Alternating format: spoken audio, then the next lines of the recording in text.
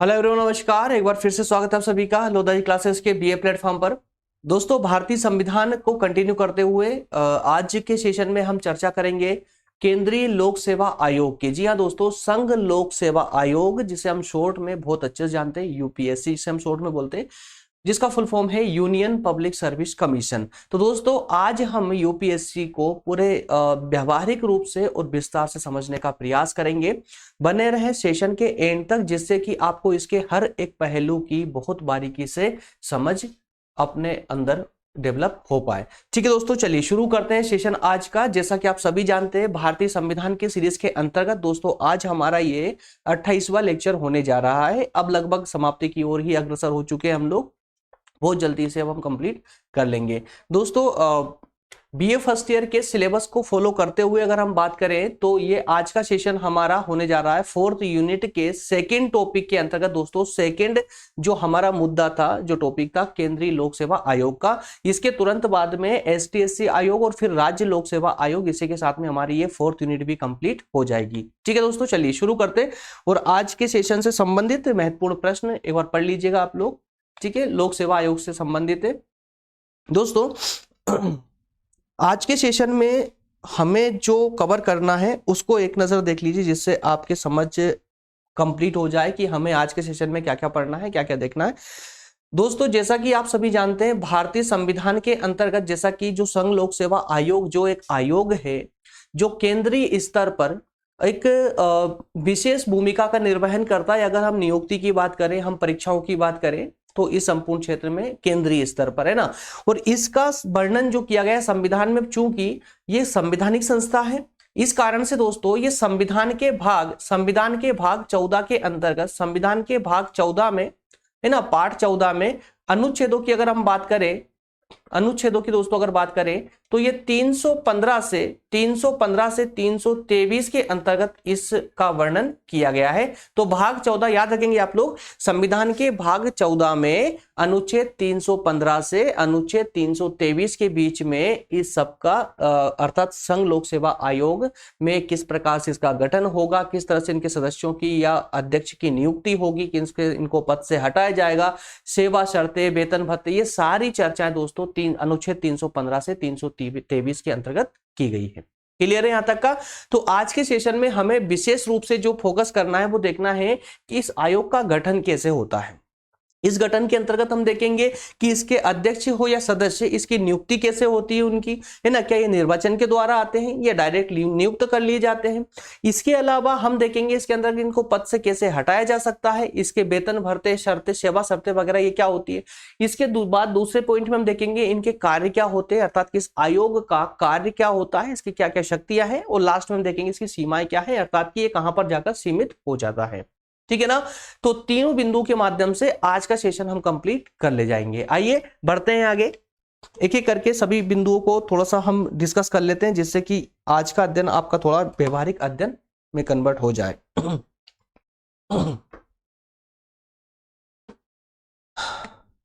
Open कर देता हूं। ये 5 बिंदु है दोस्तों गठन के अंतर्गत, इन पांचों को एक बार देख लीजिए आप लोग।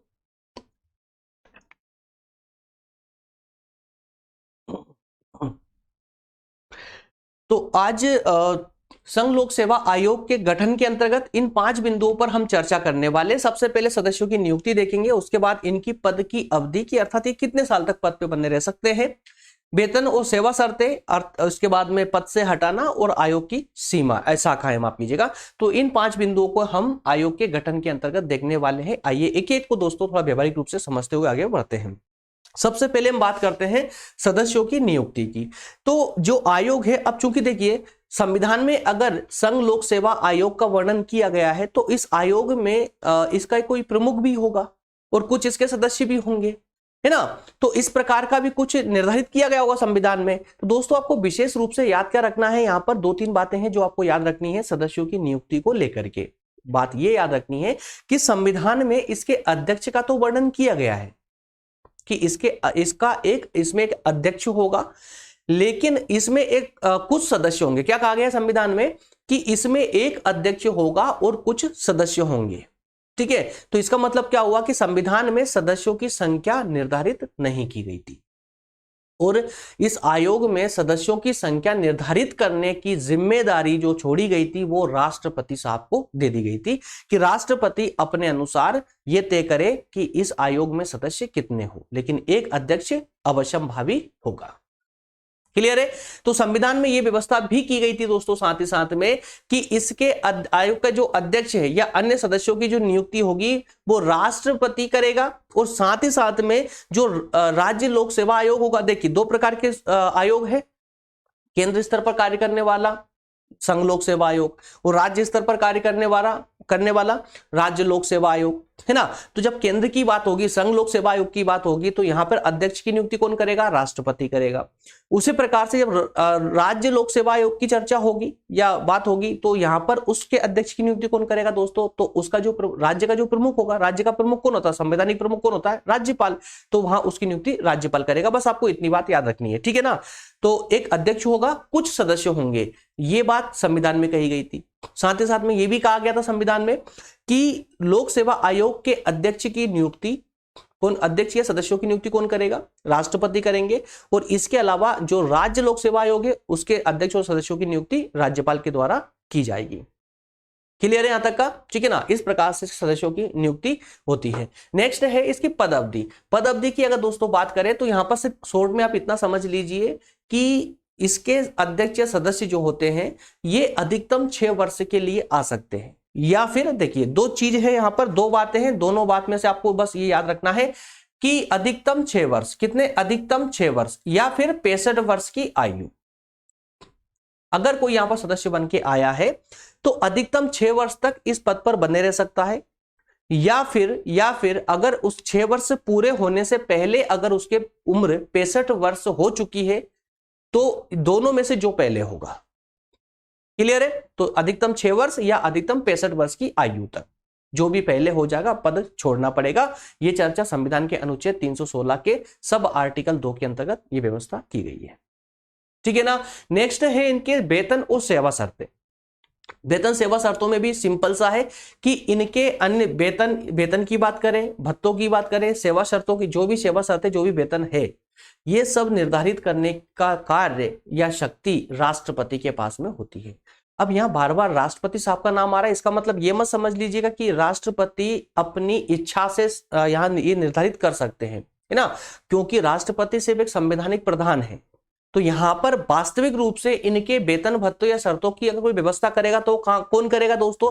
तो संसद करेगी। संसद अपनी व्यवस्था करके राष्ट्रपति साहब को रिपोर्ट दे देगी और राष्ट्रपति साहब अपने नाम से या अपने शक्ति से जो है इसको प्रस्तावित कर देंगे, ठीक है ना। तो राष्ट्रपति के नाम से की जाती है, इसलिए यहां पर संविधान में राष्ट्रपति का ही वर्णन किया गया है कि संघ लोक सेवा आयोग के अध्यक्ष और सदस्य की जो सेवा शर्तें होती है वो राष्ट्रपति के द्वारा निर्धारित की जा सकती है या की जाती है। क्लियर है। चलिए आगे बढ़ते हैं। नेक्स्ट है सदस्यों को पद से हटाना। तो सदस्यों को पद से कैसे हटाया जा सकता है? तो हटाने की जो शक्ति है किसको होगी? ये भी राष्ट्रपति साहब को होगी। अब लेकिन देखिए दोस्तों यहां पर थोड़ा सा अलग है। जो इससे पहले हमने निर्वाचन आयोग पढ़ा था, है ना, निर्वाचन आयोग पढ़ा था, तो वहां पद से हटाने की कंडीशन थोड़ी सी कुछ सामान्य कंडीशनों को छोड़ दे तो बाकी कंडीशनें कुछ अलग थी।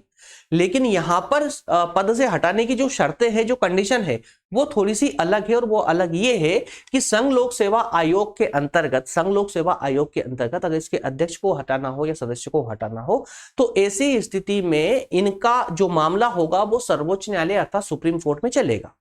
और सुप्रीम कोर्ट से जो भी डिसीजन होगा, ये इनको हटाने का डिसीजन होगा, तो वो डिसीजन अर्थात कि प्रतिवेदन, सर्वोच्च न्यायालय का प्रतिवेदन राष्ट्रपति साहब के पास आएगा और राष्ट्रपति साहब उस प्रतिवेदन को अर्थात उस निर्णय को मानने के लिए बाध्य होंगे। जो सुप्रीम कोर्ट ने कह दिया उसी आधार पर अगर सुप्रीम कोर्ट ने कहा कि इस व्यक्ति को पद से हटाया जाए तो उसको राष्ट्रपति साहब को उस व्यक्ति को आदेश देना ही पड़ेगा कि आपको यह पद छोड़ना होगा। क्लियर है। किस आधार पर दोस्तों? तो जो है दुराचार के आधार पर, है ना, दुराचार या दुर्व्यवहार के आधार पर। अगर कोई दुर्व्यवहार करता है या कोई पक्षपात करता है ना, या कोई अच्छी कंडीशन नहीं रहती कुल मिलाकर। उसके अलावा जो सामान्य कंडीशन है इनको पद से हटाने की, वो सामान्य कंडीशन इस प्रकार है कि अगर वो दिवालिया हो गया हो, दिवालिया हो चुका हो, है ना, या फिर वो किसी अन्य कार्यों में लग गया हो, अन्य कार्य में लग गया हो, वेतनिक, अन्य वेतनिक जिसका वेतन मिल रहा हो उसको, या फिर वो मानसिक रूप से या शारीरिक रूप से इतना कमजोर हो चुका है कि वो अपने पद पे ठीक से काम नहीं कर पा रहा है ना, मानसिक रूप से बीमार हो गया हो या मान लीजिए शारीरिक रूप से अगर वो अस्वस्थ हो गया है ना, समय पर नहीं आ पा रहा आयोग में, अपना कार्य अपनी भूमिका नहीं निभा पा रहे, तो भी उनको पद से हटाया जा सकता है। इसके अलावा दोस्तों एक इंपॉर्टेंट कंडीशन ये है 217 के अंतर्गत अनुच्छेद, दोस्तों ये मुझे थोड़ा सा मिसप्रिंट लग रहा है, इसको माफ कीजिएगा, इसको थोड़ा सा आर्टिकल को चेक कर लीजिएगा, आर्टिकल 217 को चेक कर लीजिएगा एक बार ना, गूगल कर लीजिएगा, आसानी से मिल जाएगा, ठीक है ना। मैं इसको आप लोगों के लिए छोड़ रहा हूं, क्लियर है, मैं आप लोगों के लिए छोड़ रहा हूं इस आर्टिकल को, इसमें आर्टिकल 217 लिखा हुआ है, एक्चुअली में मुझे याद नहीं है, थोड़ा सा गूगल कर लीजिएगा और उसको ठीक कर लीजिएगा। आई थिंक हो सकता है 317 होगा, ये 217 नहीं होगा, है ना, क्योंकि हमने आर्टिकल की बात ही कर रहे हैं ना, 315 से लेकर 323 के बीच में, तो 317 आई थिंक हो सकता है, ठीक है। तो इसके अनुच्छेद 317 के अंतर्गत यह प्रावधान किया गया है कि अगर इसका अध्यक्ष या सदस्य किसका, आयोग का, किसी कंपनी के साथ मिल जाता है ना, या फिर किसी या भारत सरकार के साथ मिल जाता है, या राज्य सरकार के साथ, या किसी भी व्यक्ति के साथ में मिलकर के वो कोई संविदा कर लेता है, मतलब कॉन्टेक्ट कर लेता है लाभ के लिए, तो इस प्रकार का व्यक्ति चूंकि संघ लोक सेवा आयोग के पद पर होते हुए अगर वो किसी संस्था से, किसी व्यक्ति से, किसी सरकार से अगर कॉन्टेक्ट कर लेता, अर्थात की संविदा कर लेता है, तो वो दुराचार माना जाएगा। वो क्या माना जाएगा दोस्तों, दुराचार माना जाएगा, है ना। और इस दुराचार का मामला कहां चलेगा, सुप्रीम कोर्ट में चलेगा, सर्वोच्च न्यायालय में चलेगा, और इस प्रकार से भी उसको पद से हटाया जा सकता है। सर्वोच्च न्यायालय क्या करेगा दोस्तों, प्रतिवेदन देगा किसको, राष्ट्रपति साहब को, कि इसको पद से हटाइए, ये इस पद के लायक नहीं बचा हुआ है, क्लियर है ना। आइए अब आगे बढ़ते हैं, नेक्स्ट देखते हैं आयोग की शाखाएं। दोस्तों ये 5 शाखाओं में कार्य करता है, संघ लोक सेवा आयोग 5 शाखाओं में काम करती है। पहली शाखा परीक्षा शाखा है, परीक्षा शाखा, दूसरी भर्ती शाखा, इसके बाद सेवा शाखा, नियुक्ति और गोपनीय शाखा, ये 5 शाखाएं, बस खाली नाम याद कर लीजिए, दैट्स ऑल, हो जाएगा आपका, ठीक है ना। चलिए अब इसके दूसरे पहलू पर बात करेंगे, इसके कार्य और शक्तियों पर, है ना, कार्य और शक्तियों। तो संघ लोक सेवा आयोग के कार्य क्या है, इसकी शक्तियां क्या क्या है, जरा इस पर भी थोड़ी सी हम चर्चा कर लेते हैं। सबसे पहले तो परीक्षा का आयोजन करना, आप सब समझते हैं, अच्छे से जानते हैं इसको। नेक्स्ट है भर्ती की संयुक्त नीति। अब ये क्या होती है भर्ती की संयुक्त नीति, मैक्सिमम स्टूडेंट जानते हैं, नहीं जानते वो भी निश्चिंत रहे, मैं बताने वाला हूं, ठीक है। इसके बाद में है असैनिक सेवाएं, जो असैनिक सेवाएं, इसके अलावा नियुक्ति, स्थानांतरण या पदोन्नति के लिए परामर्श देना, या फिर अनुशासनात्मक कार्यवाही करना, या राष्ट्रपति को परामर्श देना, या प्रस्ताव करना, ये 7 प्रकार के कार्यों पर हम शॉर्ट में डिस्कस करेंगे, है ना। आवश्यक तथ्यों पर हम चर्चा कर लेंगे, जिससे कि आपके एग्जाम से महत्वपूर्ण, एग्जाम संबंधित महत्वपूर्ण डेटा आपको कलेक्ट हो जाए। आइए सबसे पहले परीक्षाओं का आयोजन करना। तो दोस्तों ये तो आप भली बात ही समझते हैं कि संघ लोक सेवा आयोग का प्रमुख कार्य क्या है, कि केंद्रीय स्तर पर योग्यता को के आधार पर, केंद्रीय स्तर पर योग्यता के आधार पर, है ना, ये एक परीक्षा का आयोजन करती है, जिसके माध्यम से कि केंद्र स्तर पर नियुक्ति कर सके, क्लियर है। तो इसके लिए कुछ ये भर्तियां निकालती है, भर्तियों के माध्यम से परीक्षाएं लेती है, फिर उसमें उनकी योग्यता की जांच करती है, इस प्रकार से उन पदों हेतु ये नियुक्तियों के लिए ये विभिन्न प्रकार की परीक्षाएं आयोजित करती है, ठीक है ना। नेक्स्ट है इसमें कि भर्ती की संयुक्त नीति। दोस्तों क्या होती है भर्ती की संयुक्त नीति, इसका मतलब यह हुआ कि अगर कोई राज्य सरकार या राज्य लोक सेवा आयोग, एक राज्य या 2 राज्य, मान लेते हैं कि 2 राज्य है, और 2 राज्यों ने इससे जो है निवेदन किया संघ लोक सेवा आयोग से कि आप हमारे लिए भी परीक्षाओं का आयोजन कीजिए, ठीक है ना। तो ऐसी स्थिति में संघ लोक सेवा आयोग उन 2 राज्यों या 2 से अधिक राज्यों के लिए एक संयुक्त नीति के अंतर्गत जो है परीक्षा आयोजित कर सकती है। मतलब एक ऐसा प्रोग्राम निकालेगी जिससे दोनों राज्यों की भर्ती हो जाएगी, या दोनों राज्यों के लिए परीक्षाओं का आयोजन किया जा सके, एक संयुक्त नीति, क्लियर है। नेक्स्ट है इसमें असैनिक सेवाएं। अब ये क्या होती है असैनिक सेवाएं, असैनिक सेवाओं का मतलब सिंपल सा है कि असैनिक जो सेवाएं हैं, देखिए संघ लोक सेवाएं, देखिए जो सैनिकों को छोड़ करके, सैनिक सेवाओं को छोड़ करके बाकी सभी सेवाएं कौन सी हो जाएगी दोस्तों, असैनिक सेवाएं हो जाएगी। तो असैनिक सेवाओं में यार देखिए यूपीएससी कौन सी सेवाओं की भर्ती लेती है, असैनिक सेवाओं की। तो ये असैनिक सेवाओं की भर्ती को लेकर के जो नियम है, जो रूल्स है, उनसे संबंधित, चाहे उसको कुछ भी अच्छा लगे या गलत लगे, उसको लेकर के ये जो है राष्ट्रपति को परामर्श दे सकती है, सरकार को परामर्श दे सकती है कि साहब इसमें कुछ परिवर्तन कर दिया जाए, जिससे कि इसमें और बेहतर परिणाम आ सके इसके, क्लियर है। नेक्स्ट है इसी में नियुक्ति, स्थानांतरण, पदोन्नति के संबंध में परामर्श। अभी 3-4 पॉइंट में सिर्फ परामर्श पर चर्चा होगी, नियुक्ति को लेकर के, ट्रांसफर को लेकर, या फिर उसके प्रमोशन को लेकर के। अगर कोई रूल्स है, जो सिद्धांत है, उसमें कुछ परिवर्तन करना है ना, उसमें कुछ सुधार करना है, तो इसको लेकर के कुछ परामर्श होंगे, वो भी ये संघ लोक सेवा आयोग जो है परामर्श दे सकती है सरकार को। हालांकि इसके परामर्श को मानना नहीं मानना संसद के ऊपर है, लेकिन ये परामर्श देने का अधिकार इनके पास है और इनका परामर्श इससे व्यर्थ नहीं जाता है, बहुत महत्वपूर्ण होता है, क्योंकि सरकार को थोड़ी ना पता कि संघ लोक सेवा आयोग में क्या क्या चल रहा है, क्या हो रहा है। ये कब पता चलेगा उसको? जब संघ लोक सेवा आयोग उसको परामर्श करेगा। अब जब संसद में डिसीजन होगा, इस बात पर चर्चा होगी, बहस होगी, तो जब जो सही लगेगा उसके अनुसार निर्णय ले लिया जाता है। इसके अलावा अनुशासनात्मक कार्यवाही, भाई संघ लोक सेवा आयोग में जो सदस्य है ना, उस पर अगर कोई ऐसी कार्यवाही प्रारंभ की जानी हो क्योंकि वो दुराचार हो चुका है या ऐसे कोई कार्य कर रहा है जो संविधान के निमित्त नहीं है, तो ऐसे कार्यों को लेकर उस पर एक अनुशासनात्मक कार्यवाही की जा सकती है। किसके द्वारा की जाएगी? वो राष्ट्रपति साहब के द्वारा की जाएगी। क्लियर है ना? तो किसी भी कर्मचारी के विरुद्ध अनुशासनात्मक कार्यवाही के आदेश कौन दे सकता है दोस्तों? यहां पर राष्ट्रपति साहब दे सकते हैं। ठीक है ना?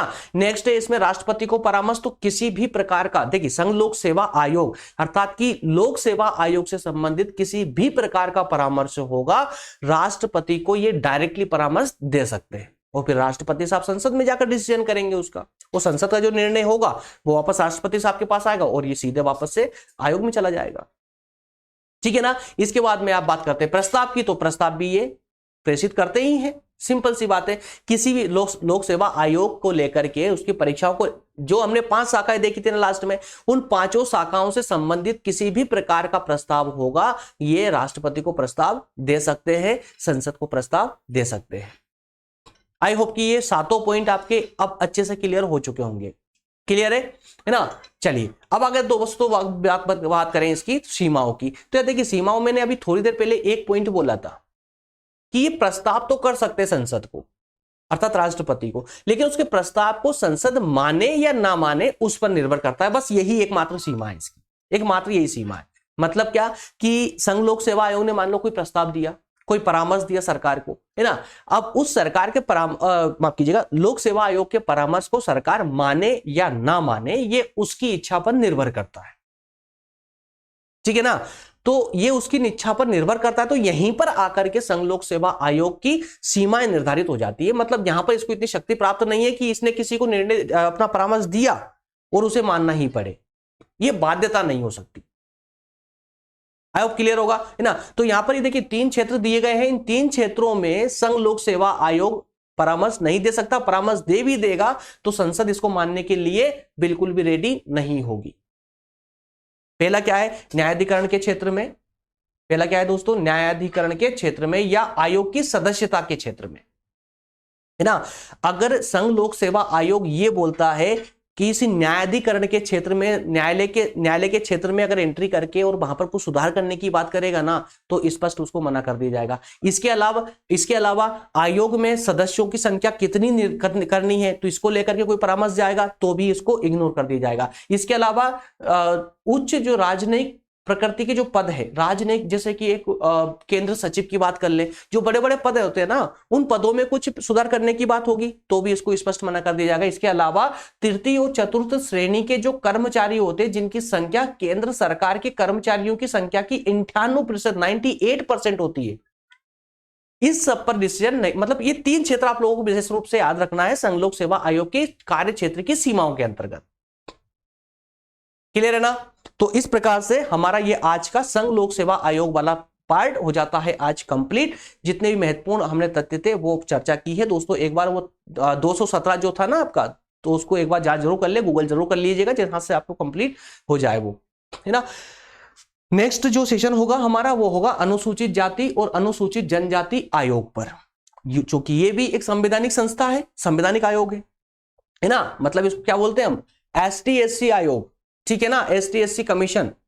तो इस पर भी हमारा एक फुल डिटेल में और पूरे व्यवहारिक रूप से सेशन होने वाला है। नेक्स्ट क्लास इसी की होगी। इसके बाद हम राज्य लोक सेवा आयोग पर चर्चा करेंगे। इसी के साथ हम जो है 4th यूनिट हमारी इस सेशन के अंतर्गत कंप्लीट कर लेंगे। आइए दोस्तों मिलेंगे नेक्स्ट सेशन में, तब तक आप सभी का बहुत बहुत धन्यवाद। Thank you.